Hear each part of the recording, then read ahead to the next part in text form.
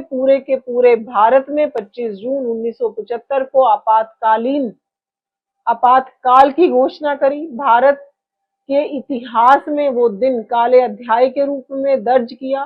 सैकड़ों सैकड़ों लाखों लाखों कार्यकर्ताओं को रात को घर में से उठाकर अचानक जेल में डालने का प्रयास नहीं किया, जेल में ही डाला। और असंख्य असंख्य लोगों को जो दूसरी पार्टियों में काम करते थे, संघ में काम करते थे, लोकनायक जयप्रकाश नारायण, कितने ही सारे लोग उस समय, अटल जी, अडवाणी जी, और हमारे यहाँ पर गोविंद भारद्वाज जी बैठे हुए हैं क्या आज, गोविंद भारद्वाज जी, और जिन्होंने यहाँ पर प्रोफेसर रामविलास शर्मा जी, ऐसे लोगों को कितनी उन्होंने यातनाएं दी। किस तरीके से जो हमारे देश का सबसे मजबूत स्तंभ है चौथा, मीडिया की स्वतंत्रता को खत्म किया, रातों रात मीडिया हाउसेस के बिजली के कनेक्शन काट दिए, और कितने लंबे समय तक इस इमरजेंसी को रखा। और साथ ही साथ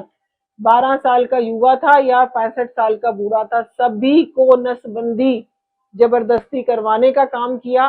तो उस काले दिवस को और उस कांग्रेस के चरित्र को आप सबके माध्यम से आज हमारी युवा पीढ़ी को ज्ञान होना चाहिए कि ये लोग सत्ता में बने रहने के लिए, सत्ता के लालच में देश की जनता को, देश के लोगों को, देश के संविधान को, देश की लोकतांत्रिक प्रणाली को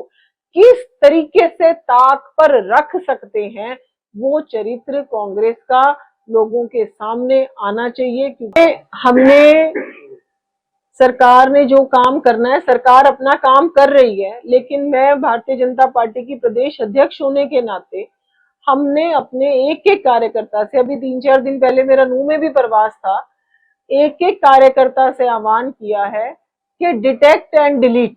रिपोर्ट करने का काम सरकार का है, लेकिन हर बूथ पे जाके जो भी लोग बाहर से आके उस बूथ पर बसे हैं, अगर तो वो भारतीय हैं तो उनका 2002 की वोटर लिस्ट, जो बेस लिस्ट हम जिसको कहते हैं, उसमें उसके किसी ना किसी रिश्तेदार का वोट अवश्य होगा। लेकिन जिसका 2002 की बेस लिस्ट में कोई भी रिकॉर्ड उपलब्ध नहीं है, इसका मतलब वो बाहर से आकर, चाहे वो मेवात हो, चाहे हरियाणा का कोई और हिस्सा हो, वहां पर बस गया है। उनको ढूंढने का काम, उनकी वोटर लिस्ट में अगर उनका नाम है तो उनकी वोट कटवाने का काम हमारी सरकार भी सहयोग करेगी और हमारे कार्यकर्ता भी उसमें लगे हुए हैं, सारे कार्यकर्ता।